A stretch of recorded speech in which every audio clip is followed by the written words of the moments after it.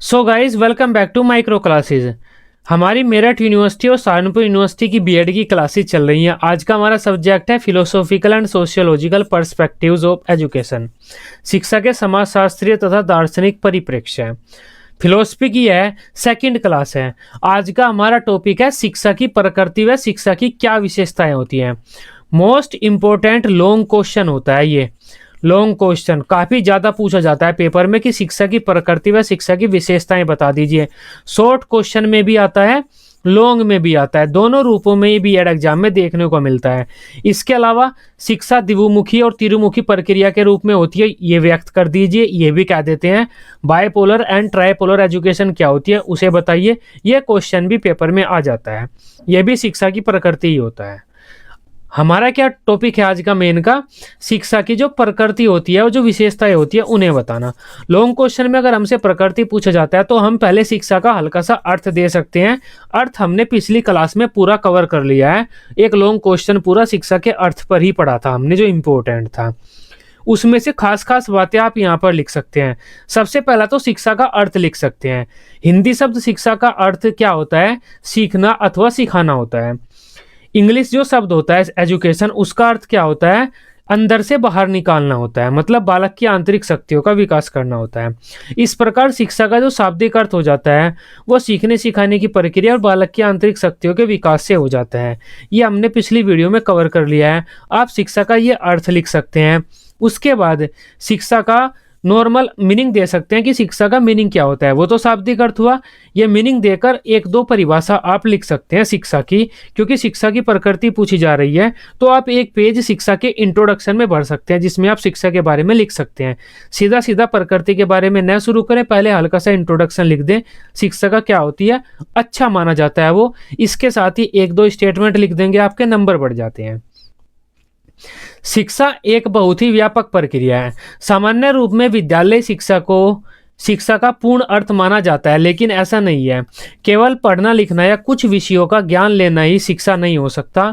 यह एक ऐसी प्रक्रिया होता है, या शिक्षा एक ऐसी प्रक्रिया होती है जो किसी बालक के जन्म होने से लेकर मरण तक चलती है, जिसके द्वारा बालक के विभिन्न पक्षों जैसे शारीरिक, मानसिक, गत्यात्मक क्रियाएं, नैतिक वगैरह आदि में विकास होता है। साथ ही बालक अपनी जन्मजात शक्तियों का विकास कर अपने आप को वातावरण के साथ संतुलन स्थापित करने के समक्ष बनाता है।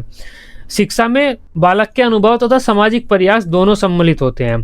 बालक के अनुभव मतलब व्यापक शिक्षा, सामाजिक प्रयास मतलब संकुचित शिक्षा। तो यहाँ पर हमने काफ़ी बड़ी बड़ी बातें कह दी हैं। शिक्षा के बारे में हमने हल्का सा बता दिया है, हल्का सा शिक्षा का शाब्दिक अर्थ दे दिया है। अब दो परिभाषा दे देते हैं, एक या दो परिभाषा आप दे सकते हैं। टी रेमेंट ने क्या कहा था, शिक्षा मानव जीवन के विकास की वह प्रक्रिया है जो शैशवावस्था से प्रौढ़ावस्था तक चलती है। अर्थात शिक्षा विकास का क्रम है जिसके द्वारा मानव अपने आप को आवश्यकता अनुसार भौतिक, सामाजिक व आध्यात्मिक वातावरण के अनुकूल बना लेता है। यह टी रेमेंट की परिभाषा थी। महात्मा गांधी ने क्या कहा था, शिक्षा से मेरा अभिप्राय बालक तथा मनुष्य के शरीर, मस्तिष्क तथा आत्मा के सर्वांगीण तथा सर्वोत्तम विकास से है। अब अपने मेन हेडिंग की बात कर लेते हैं, जो मेन टॉपिक है हमारा शिक्षा की प्रकृति या फिर विशेषताएं। इससे पहले हमने एक पेज इंट्रोडक्शन में भर दिया था, इंट्रो में, जिसमें हमने शिक्षा का अर्थ दिया, इंट्रोडक्शन सा दे दिया हल्का सा, शिक्षा क्या होती है। अब अपनी मेन हेडिंग पर आ जाते हैं। इसके लिए आपको पेपर में क्या करना होगा, अगर प्रकृति पूछी जाती है तो प्रकृति लिख दीजिए, अगर विशेषताएं पूछी जाती है तो यहाँ पर विशेषताएं लिख दीजिए। मेन हेडिंग लिख दीजिए आप शिक्षा की विशेषताएं। उसके बाद इस तरह से एक डायग्राम बना सकते हैं आप पेज के इस साइड में, यहाँ पर शिक्षा की प्रकृति या फिर विशेषताएं लिखकर जो आपकी हेडिंग है, 10-12 हेडिंग, मैंने यहाँ पर 12 हेडिंग ली हुई हैं, 10-12 जो भी आपके याद रह जाए, 8-10-12 जो भी याद रह जाए वो आप यहाँ पर इस तरह लिखकर इस तरह से एरो लगा सकते हैं। एक पॉइंट लेकर इस तरह से आप एरो लगा सकते हैं हर पॉइंट पर। इससे क्या होगा, आपका एक डायग्राम बन जाएगा। डायग्राम बन गया आपका एक अच्छा डायग्राम। भी आपको लॉन्ग क्वेश्चन में बनाना होता है और टीचर को सभी हेडिंग एक जगह पर मिल गई तो उसे हर पेज पलट कर नहीं देखना होगा, वो समझ जाएगा आपने पढ़ा हुआ है, क्योंकि सारी हेडिंग आपकी सही है। अब हम एक एक करके अपनी हर हेडिंग को एक्सप्लेन करेंगे। इस तरह आप लॉन्ग क्वेश्चन लिख सकते हैं, इंपॉर्टेंट क्वेश्चन है। सबसे पहली हेडिंग है हमारी, शिक्षा एक गतिशील प्रक्रिया है। मतलब शिक्षा में गति होती है, शिक्षा कोई स्थिर नहीं है। जैसे अगर हम वैदिक कालीन शिक्षा की बात करें तो उसमें धार्मिक शिक्षा थी। लेकिन अगर आज की शिक्षा की बात करें तो आज की शिक्षा व्यवहारिक है, तकनीकी पर आधारित है। तो शिक्षा स्थिर नहीं है, जैसी प्राचीन टाइम में थी ऐसी ही आज है। शिक्षा गतिशील है, शिक्षा में गति है, शिक्षा समय के अनुसार बदलती रहती है, उसके उद्देश्य, उसकी विशेषताएं बदलती रहती हैं, शिक्षा की व्यवस्था बदलती रहती है, शिक्षण विधियां बदलती रहती हैं। तो शिक्षा एक गतिशील प्रक्रिया है जो समय के अनुसार बदलती रहती है। इसे हम गतिशील या फिर प्रगतिशील भी बोल सकते हैं। इसके बारे में हल्का सा पढ़ते हैं।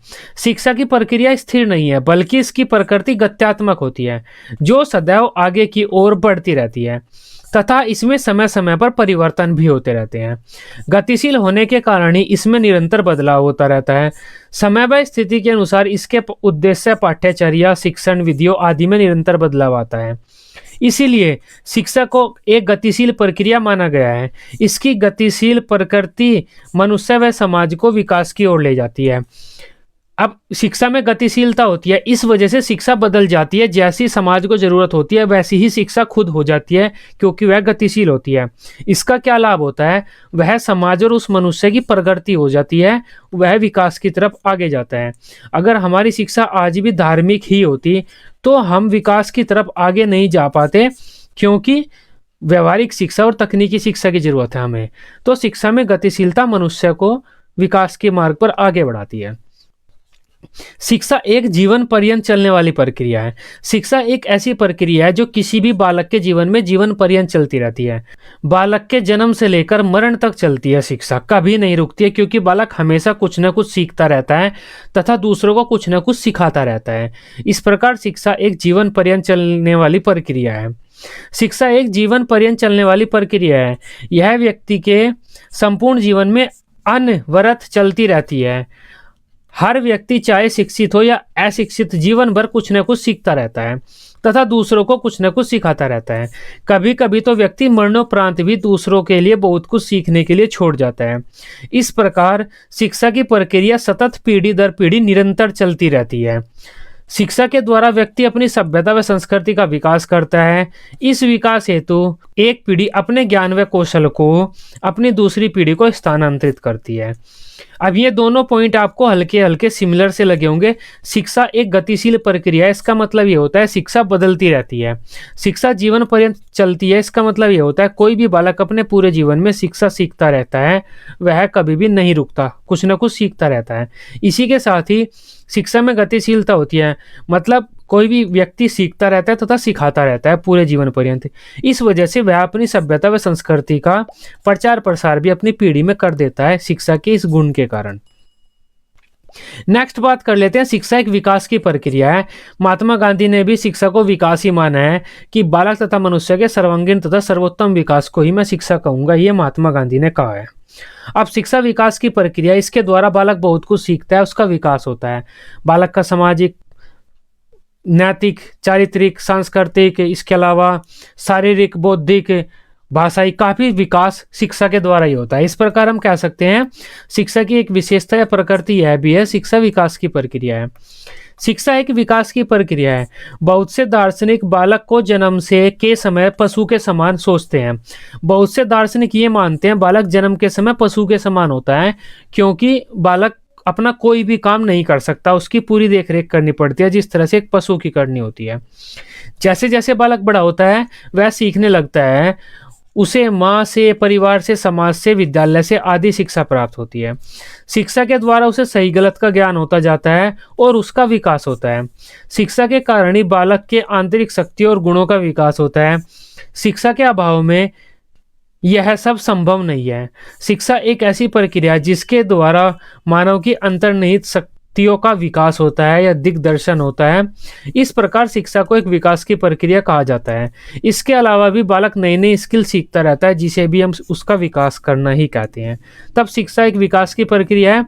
बालक अपने विकास के सभी आयामों में विकास करता है, नई नई स्किल सीखता है, नए नए गुण सीखता है, सबसे कुछ ना कुछ सीखता है, उससे बालक का विकास ही होता है। नेक्स्ट पॉइंट है शिक्षा सामाजिक विकास की प्रक्रिया है, मतलब शिक्षा किसी समाज में विकास कर सकती है। जो ये पहली हेडिंग थी इसका मतलब था शिक्षा किसी बालक में, व्यक्ति में विकास करती है। ये हेडिंग है, इसका मतलब है शिक्षा समाज में भी विकास लाती है, समाज में भी परिवर्तन लाती है। मनुष्य समाज में ही जन्म लेता है और उसका ही अभिन्न अंग होता है। रेमंड के अनुसार समाज से अलग व्यक्ति कोरी कल्पना है। ये रेमंड ने समाज और व्यक्ति के बारे में एक स्टेटमेंट दिया है। समाज भी मनुष्य से ही बनता है, बिना मनुष्य के समाज का निर्माण संभव नहीं है। इसलिए अरस्तु ने मनुष्य को एक सामाजिक प्राणी कहा है। अब जो समाज किसे बोलते हैं, हम अगर आपसे कोई पूछ लेता है समाज किसे कहते हैं, जनरली हम क्या कहते हैं, व्यक्तियों का समूह।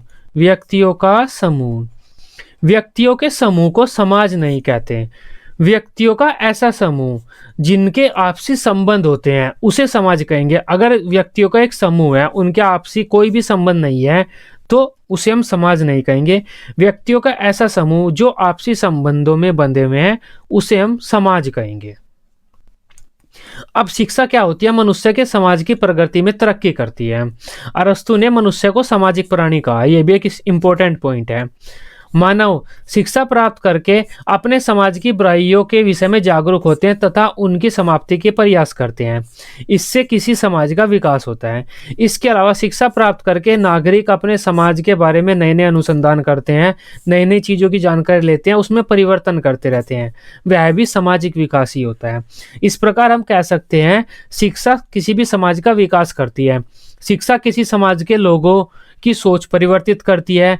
वे समाज को सूक्ष्म दृष्टि के द्वारा देखते हैं, उसकी बुराइयों को देखते हैं, उसके विषय में विश्लेषण करते हैं और समाज में अपने परिवर्तन लेकर आते हैं। इससे समाज का विकास हो सकता है या इससे समाज का विकास होता है। इस प्रकार हम कह सकते हैं शिक्षा सामाजिक विकास की प्रक्रिया है। नेक्स्ट बात करते हैं, शिक्षा एक उद्देश्यपूर्ण प्रक्रिया है। अब शिक्षा उद्देश्यपूर्ण होती है। आप शिक्षा लेते हैं तो उसका कोई ना कोई उद्देश्य जरूर होगा। विद्यालय में, बाहर, मम्मी पापा से, कहीं पर भी आप कोई शिक्षा लेते हैं तो उसका कोई ना कोई उद्देश्य होता है। इसी के साथ ही आपका शिक्षक, मम्मी पापा, भाई बहन, आसी पड़ोसी, दोस्त, कोई भी आपको कुछ सिखाता है, शिक्षा देता है, तो उसका भी कुछ ना कुछ उद्देश्य होता है। इस प्रकार हम कह सकते हैं कि शिक्षा उद्देश्यपूर्ण प्रक्रिया है।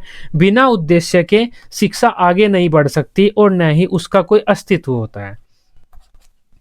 किसी भी कार्य में सफलता तभी प्राप्त हो सकती है जब वह उद्देश्यपूर्ण हो। शिक्षा भी उद्देश्यपूर्ण होती है। प्रत्येक समाज अपनी शिक्षा की व्यवस्था करता है तो उसके कुछ ना कुछ उद्देश्य जरूर होते हैं। बिना उद्देश्य के शिक्षा की कल्पना भी नहीं की जा सकती। उपयुक्त और पूर्व निर्धारित उद्देश्यों के अभाव में किसी भी प्रकार की लाभदायक शिक्षा की कल्पना ही नहीं की जा सकती। शिक्षक किसी उद्देश्य को लक्ष्य बनाकर ही शिक्षार्थी को शिक्षा प्रदान करता है और शिक्षार्थी भी किसी उद्देश्य को ही अपना निर्धारित करके शिक्षा ग्रहण करता है। इसके अलावा भी निश्चित उद्देश्य की पूर्ति के लिए पाठ्यचर्या का निर्माण समाज के द्वारा किया जाता है। अतः शिक्षा हमेशा उद्देश्यों से जुड़ी हुई रहती है। इस प्रकार हम कह सकते हैं शिक्षा एक उद्देश्यपूर्ण प्रक्रिया है। नेक्स्ट हेडिंग है हमारी, शिक्षा एक सीखने सिखाने की प्रक्रिया है। शिक्षा की प्रकृति व विशेषता यह भी होती है कि शिक्षा में हमेशा कोई ना कोई कुछ सीखता है और कोई ना कोई कुछ सिखाता है। तो शिक्षा क्या होती है, एक सीखने सिखाने की प्रक्रिया होती है। ये हमारा जो शिक्षा शब्द होता है ना, उसका शाब्दिक अर्थ भी होता है जो कि संस्कृत भाषा के शिक्ष नामक धातु से बनता है। शिक्ष नामक धातु का क्या मतलब होता है, सीखना अथवा सिखाना। शिक्षा एक सीखने सिखाने की प्रक्रिया होती है। शिक्षा की प्रक्रिया में सीखना तथा सिखाना दोनों ही सम्मिलित होते हैं। अगर विद्यालय की बात की जाए तो छात्र विद्यालय में सीखते हैं तथा शिक्षक सिखाता है। लेकिन अगर व्यापक रूप की बात की जाए तो प्रत्येक व्यक्ति समाज में हमेशा कुछ न कुछ सीखता रहता है तथा सिखाता भी रहता है। अतः हम कह सकते हैं कि शिक्षा एक सीखने सिखाने की प्रक्रिया है। शिक्षा में सीखने सिखाने की प्रक्रिया निरंतर चलती रहती है। नेक्स्ट हेडिंग की बात करते हैं, शिक्षा एक समायोजन है। समायोजन क्या होता है, स्थिति व जगह के अनुसार अपने व्यवहार में अपेक्षित परिवर्तन करना। अगर आप अपने घर पर रहते हैं, पहली बार विद्यालय गए हैं, तो विद्यालय के अनुरूप आपको अपने व्यवहार में परिवर्तन लाना होगा, उसे हम समायोजन कहते हैं। आप अपने घर पर रहते हैं, आपकी नौकरी लग गई, आप आर्मी में चले गए। आर्मी में जाने के बाद आर्मी के अकॉर्डिंग आपको अपने व्यवहार में परिवर्तन लाना होगा, उसे हम समायोजन बोलते हैं। आप खुश हैं खुश हैं तो आप समायोजन कर रहे हैं, लेकिन कभी कभी क्या हुआ, आपका कोई काम नहीं बना, आपको गुस्सा आ गया, उस स्थिति में भी आपको समायोजन करना होगा, नॉर्मल बिहेव करना होगा, एकदम गुस्सा नहीं करना होगा। समायोजन क्या होता है, स्थिति के अनुसार, किसी भी सिचुएशन के अनुसार अपने व्यवहार में अपेक्षित परिवर्तन लाना, तुरंत भड़क नहीं पड़ना, उस स्थिति के अनुसार अपने आप का व्यवहार अच्छा करना, जैसी स्थिति वैसा व्यवहार करना, वो व्यवहार बदलने की प्रक्रिया समायोजन कहलाती है। समायोजन का अर्थ होता है किसी स्थिति के अनुसार अपने व्यवहार में अपेक्षित परिवर्तन लाना। शिक्षा एक समायोजन की प्रक्रिया है।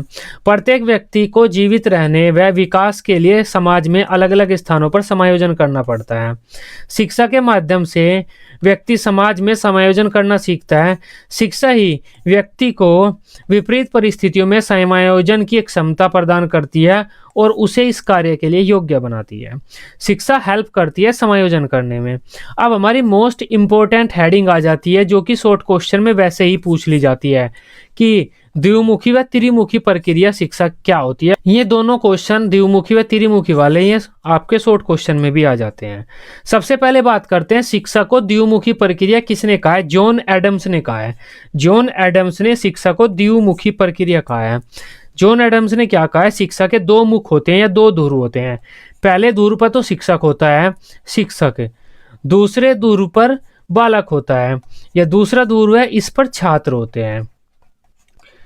शिक्षक छात्रों को ज्ञान कराता है, पढ़ाता है, बच्चे शिक्षक से ज्ञान लेते हैं, पढ़ते हैं। शिक्षक पढ़ाता है, बच्चे पढ़ते हैं शिक्षक से, शिक्षक बच्चों को पढ़ाता है, बच्चे शिक्षक से पढ़ते हैं। तो शिक्षा की प्रक्रिया बच्चों में और शिक्षक के मध्य चलती रहती है। शिक्षा के दो ध्रुव होते हैं, एक तो शिक्षक होता है, एक बच्चे होते हैं, छात्र होते हैं। छात्र और शिक्षक में शिक्षा की प्रक्रिया चलती रहती है। अगर कोई एक भी ध्रुव नहीं होगा तो शिक्षा की प्रक्रिया अधूरी रह जाएगी। ये जॉन एडम्स ने कहा था। इंपॉर्टेंट पॉइंट है, वेरी शॉर्ट में पूछ लिया जाता है कि शिक्षा को द्विमुखी या द्विध्रुवीय प्रक्रिया किसने कहा है। जॉन एडम्स ने कहा है। शिक्षा को द्विमुखी प्रक्रिया या फिर द्विध्रुवीय प्रक्रिया या फिर बाइपोलर प्रोसेस किसने कहा है। जॉन एडम्स ने कहा है। जॉन एडम्स के अनुसार शिक्षा के दो ध्रुव होते हैं। जॉन एडम्स के अनुसार शिक्षा एक द्विमुखी प्रक्रिया है, जिसमें एक व्यक्ति दूसरे व्यक्ति को प्रभावित करता है, जिससे उसके व्यवहार में वांछित परिवर्तन हो सके। द्विमुखी प्रक्रिया में शिक्षा के दो पक्ष होते हैं, जिसमें एक तरफ प्रभावित करने वाला होता है शिक्षक तथा दूसरी तरफ प्रभावित होने वाला होता है विद्यार्थी। इस प्रक्रिया में दोनों के मध्य परस्पर अंतःक्रिया चलती रहती है। शिक्षा की प्रक्रिया में इन दोनों पक्षों के मध्य परस्पर अंतःक्रिया चलती रहती है, जिसमें शिक्षक पर पथ प्रदर्शक करता है और विद्यार्थी शिक्षक का अनुगमन करते हैं। दोनों के मध्य सहयोग होना अति आवश्यक है, क्योंकि दोनों का कार्य एक दूसरे को प्रभावित करना है, या दोनों शिक्षा के कार्य में एक दूसरे को प्रभावित करते हैं। इस प्रकार दोनों में से कोई भी एक ध्रुव अगर अनुपस्थित होगा तब शिक्षा संभव नहीं हो पाती। ये जॉन एडम्स ने कहा था। शिक्षा के दो ध्रुव होते हैं। एक ध्रुव पर तो शिक्षक होता है जो प्रभावित करता है, शिक्षा प्रदान करता है। दूसरे ध्रुव पर बालक होते हैं जो शिक्षक का अनुगमन करते हैं और शिक्षा प्राप्त करते हैं। दोनों में से एक भी ध्रुव गायब हो जाएगा तो शिक्षा की प्रक्रिया नहीं होगी। शिक्षा की प्रक्रिया के लिए ये दोनों ध्रुव आवश्यक हैं। लेकिन उसके बाद हमारे जॉन डीवी साहब आए। जॉन डीवी कह सकते हैं आप इन्हें, जॉन ड्यूवी भी कह सकते हैं, DUV, जॉन ड्यूवी लिख दिया जाता है। अब जॉन डीवी ने क्या कहा, शिक्षा को त्रिध्रुवीय प्रक्रिया कहा। इन्होंने कहा शिक्षा के दो नहीं, इस प्रकार तीन ध्रुव होते हैं। टीचिंग प्रोसेस शिक्षा की प्रक्रिया में इस तरह से तीन ध्रुव होते हैं। एक ध्रुव पर तो शिक्षक होता है, दूसरे ध्रुव पर बच्चे होते हैं, छात्र, तीसरे ध्रुव पर हमारा पाठ्यक्रम होता है, करिकुलम। शिक्षक पाठ्यक्रम बच्चों को पढ़ाता है, बच्चे पाठ्यक्रम शिक्षक के द्वारा पढ़ते हैं। अगर इन तीनों ध्रुवों में से एक भी ध्रुव नहीं होगा तो शिक्षा की प्रक्रिया नहीं हो सकती। अगर हम पाठ्यक्रम को गायब कर दें, जैसा जॉन एडम्स ने कहा था, तब शिक्षक को यही नहीं पता रहेगा उसे क्या पढ़ाना है, बच्चों को यही नहीं पता रहेगा उसे क्या पढ़ना है, तब शिक्षा की प्रक्रिया चल नहीं सकती। इन्होंने तीन ध्रुव बताए जॉन डीवी ने शिक्षा के। जॉन डीवी ने क्या कहा, शिक्षा एक त्रिमुखी प्रक्रिया है, त्रिध्रुवीय प्रक्रिया या फिर ट्राइपोलर प्रोसेस है, ये जॉन डीवी ने कहा है। जॉन डीवी के अनुसार शिक्षा की प्रक्रिया में 3 पक्ष होते हैं, शिक्षक, विद्यार्थी व पाठ्यक्रम। जॉन डीवी के अनुसार शिक्षा के माध्यम से शिक्षक, शिक्षार्थी और पाठ्यक्रम के मध्य परस्पर अंतःक्रिया चलती रहती है। एडम्स ने क्या कहा था, शिक्षक और छात्रों के मध्य अंतःक्रिया चलती रहती है। जॉन डीवी ने उसमें करिकुलम, पाठ्यक्रम को ऐड कर दिया। जॉन डीवी के अनुसार शिक्षक और शिक्षार्थी के मध्य पाठ्यचर्या होना अति आवश्यक है, जिससे शिक्षक को ज्ञात रहता है कि उसे क्या पढ़ाना है तथा विद्यार्थी को भी ज्ञात रहता है उसे क्या पढ़ना है। पाठ्यक्रम के अभाव में शिक्षण प्रक्रिया संभव नहीं हो सकती। पाठ्यचर्या शिक्षक व शिक्षार्थी दोनों के मध्य की कड़ी है। पाठ्यक्रम शिक्षक व शिक्षार्थी दोनों को सक्रिय बनाता है। जो पाठ्यचर्या या पाठ्यक्रम है वह शिक्षक व शिक्षार्थी दोनों को सक्रिय बनाता है। ये जॉन डीवी ने कहा है। जॉन डीवी के साथ ही बहुत सारे मनोवैज्ञानिक आए हैं, उन्होंने भी शिक्षा को त्रिध्रुवीय प्रक्रिया ही माना है, त्रिध्रुवीय प्रक्रिया। लेकिन वर्तमान समय में शिक्षा को एक बहुमुखी प्रक्रिया माना जाता है, बहुध्रुवीय प्रक्रिया माना जाता है, क्योंकि वर्तमान समय में हमने शिक्षा से बहुत चीजें जोड़ दी है। शिक्षा एक बहुमुखी प्रक्रिया है। वर्तमान समय में शिक्षा को द्विमुखी या त्रिमुखी प्रक्रिया न मानकर एक बहुमुखी प्रक्रिया माना जाता है। अब शिक्षा केवल शिक्षक, शिक्षार्थी और पाठ्यचर्या तक ही सीमित नहीं रह गई है, बल्कि उसमें बहुत से नए तथ्य व सिद्धांत जुड़ गए हैं, जैसे मूल्यांकन, तकनीकी आदि। रोजाना शिक्षा में नए नए प्रयोग हो रहे हैं। वर्तमान समय में शिक्षा केवल विद्यालयों तक ही सीमित नहीं रह गई है, बल्कि शिक्षा का क्षेत्र भी अत्यंत व्यापक हो गया। वर्तमान समय में ऐसी शिक्षा को महत्व दिया जा रहा है जिसमें शिक्षार्थी के व्यक्तित्व के सभी पक्षों का विकास हो सके। अब औपचारिक शिक्षा, अनौपचारिक शिक्षा, दूरस्थ शिक्षा, पत्राचार शिक्षा आदि पर समान रूप से ध्यान दिया जा रहा है। औपचारिक शिक्षा तो विद्यालय शिक्षा को बोलते हैं। अनौपचारिक शिक्षा हमारी घर पर बैठकर जो मम्मी पापा से सीख लेते हैं उसे बोलते हैं। दूरस्थ शिक्षा डिस्टेंस एजुकेशन, पत्राचार शिक्षा भी डिस्टेंस एजुकेशन को ही बोलते हैं। वर्तमान समय में इन प्रकार की शिक्षाओं पर बल दिया जा रहा है। स्व शिक्षण में सहायक संचार साधनों, भाषा प्रयोगशाला, पुस्तकालय आदि का महत्व बढ़ गया है। इस प्रकार शिक्षा को वर्तमान समय में एक बहुमुखी प्रक्रिया माना जाता है कि उसमें बहुत सारे तथ्य होते हैं, बहुत सारे मुख होते हैं, कोई भी एक मुख या 2 मुख नहीं होते या 3 मुख। अब शिक्षा क्या है? एक प्रशिक्षण है। शिक्षा में हम छात्रों को अलग अलग प्रशिक्षण देते हैं। बच्चे ट्रेनिंग करते हैं ना, शिक्षा में कोई ना कोई प्रशिक्षण ट्रेनिंग लेते हैं, कुछ ना कुछ काम करना सीखते हैं। इस प्रकार हम शिक्षा को प्रशिक्षण कह सकते हैं। शिक्षा एक प्रकार का प्रशिक्षण ही होती है जिसके द्वारा व्यक्ति समाज में अपना उचित स्थान ग्रहण करता है। कुछ विचारकों का मत है कि मनुष्य मूलतः पशु होता है, अर्थात वह पशु प्रवृत्ति रखता है। उसे प्रशिक्षण की आवश्यकता होती है जिससे वह अपनी भावनाओं, अभिलाषाओं और व्यवहारों पर अपना अधिकार रखना सीख जाता है। ऐसा प्रशिक्षण प्राप्त करके ही वह समाज का उत्तरदायी सदस्य बन सकता है। उसे यह प्रशिक्षण शिक्षा के द्वारा ही दिया जा सकता है या दिया जाता है।